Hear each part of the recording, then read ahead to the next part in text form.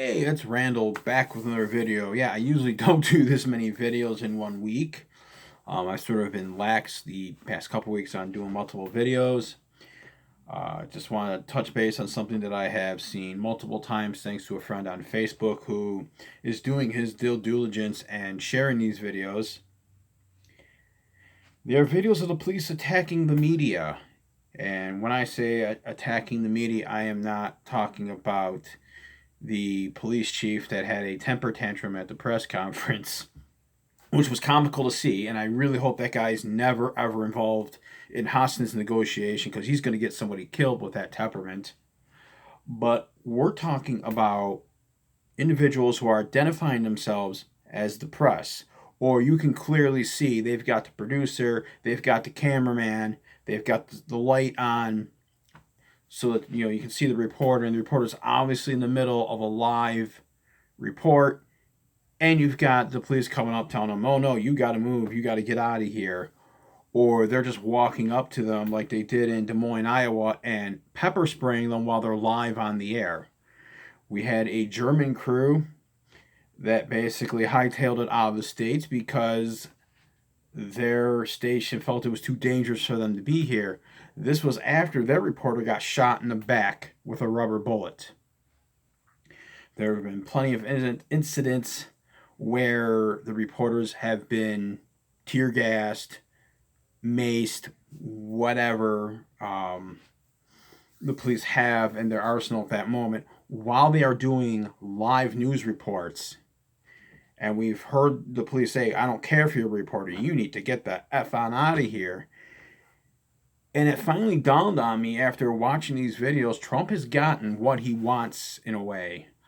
He wanted a war on the press. He wanted to basically eliminate what we have known as the free press here in this country. Keep in mind his running partner there, Mike Pence. When Pence was governor of Indiana, he came up with the bright idea of developing Indiana TV, which was basically state-run media, which would replace all the newspapers and everything that was in the state. It would just report everything the way whatever the government wants you to know, that's what it would report. That was until he got sued and was told, you can't do that. You need to have the press here. You can't. This is America. We don't have state-run media. Well, state-run media is what Trump has wanted since he got in. That's why he's always declared war on MSNBC, CNN, ESPN, the Kids News Network, if that even exists. The guy has declared war on every major news agency in this country for one reason. He wants the people to see them as the enemy. This way he can swoop in with Trump News Daily or whatever entity he wants to create to be state-run media, even though for the longest time Fox News was serving well in that capacity until he got upset with Fox News. And then his new mistress, I'm not talking about Ivanka, his new mistress, One America News, a very dangerous outlet if you're familiar with their content. They came into the picture, and all of a sudden, he's dumped Fox News, and he's tweeting out whatever OAN tells him to. It's sort of the Charles Foster Kane theory.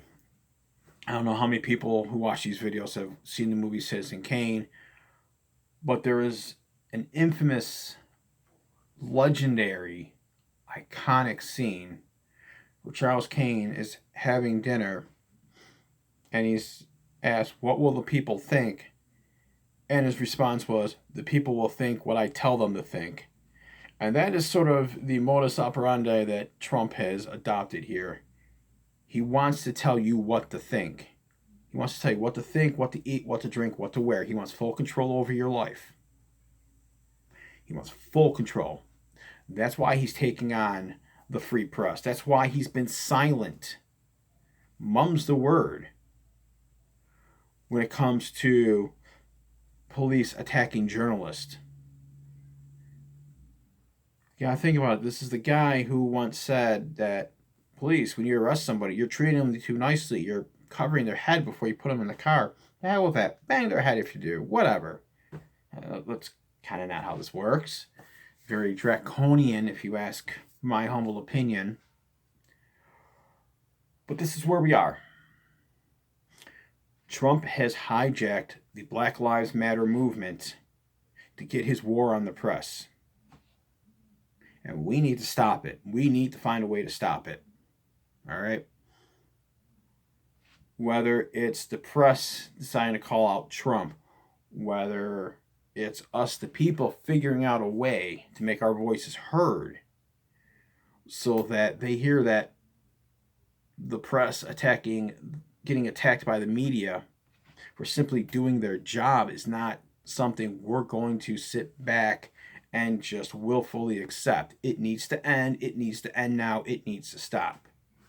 We are at a very dangerous junction right now in this country's history.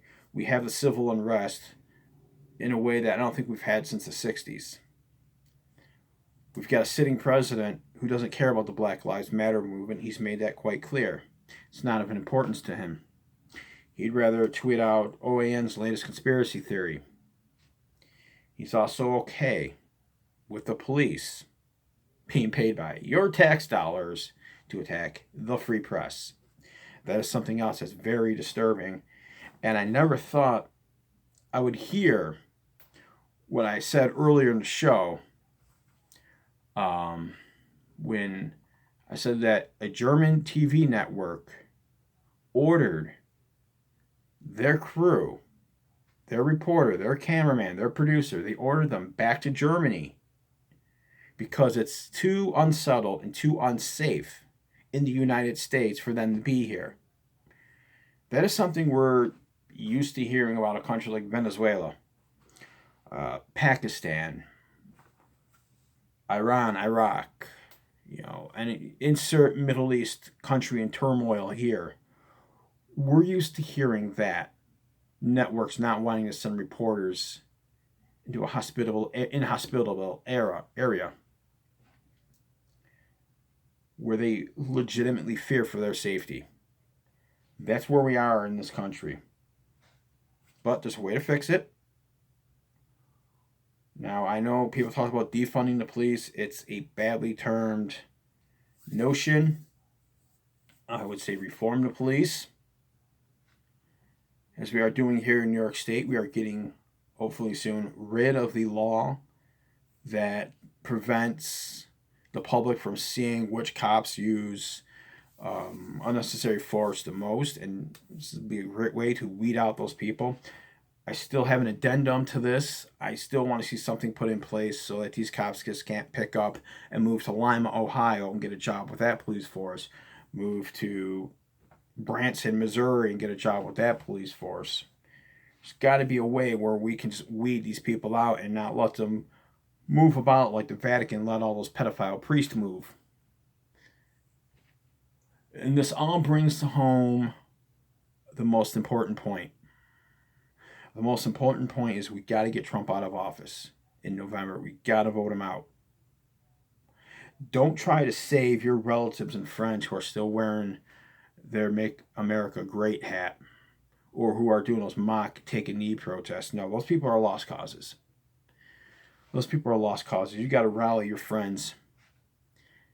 And everybody who wants to vote against Trump but has trepidations about going out because they fear their voice may not be heard, those are the people you got to focus on. It is an all-out battle to save the Republic. And the only way we're doing it is getting rid of Trump. That's all. Have a good day and a better tomorrow.